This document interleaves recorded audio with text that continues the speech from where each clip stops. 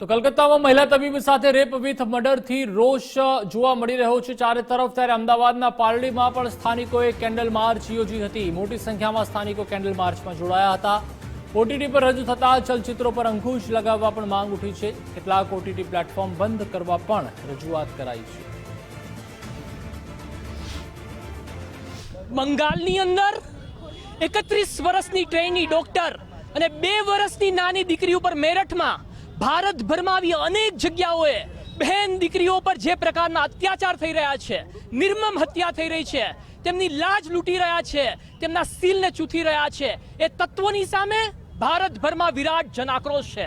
એ જનાક્રોશને વાચા આપવા માટે એ બાળાત્કારીઓને ફાંસીની સજા થાય અને જે કન્ટેન્ટ બાળાત્કાર કરવા માટે પ્રેરિત કરી રહ્યું છે, મહાબેનની ઇજ્જત લૂંટવા માટે પ્રેરિત કરી રહ્યું છે, એ કન્ટેન્ટના નિર્માતાઓ ઉપર તાત્કાલિક અસરથી પ્રતિબંધ આવે તેવી માંગણી અને લાગણી સાથે આજે વિરાટ કેન્ડલ માર્ચનું આયોજન કરવામાં આવ્યું છે। ઓટીટી કન્ટેન્ટને લઈને તો એટલું જ કહેવું છે કે તમે તો એ કન્ટેન્ટ બતાડીને હટી જાઓ છો, પણ પાછળ ફેસ કરવાનું આવે છે અમારી જેવી દીકરીઓને।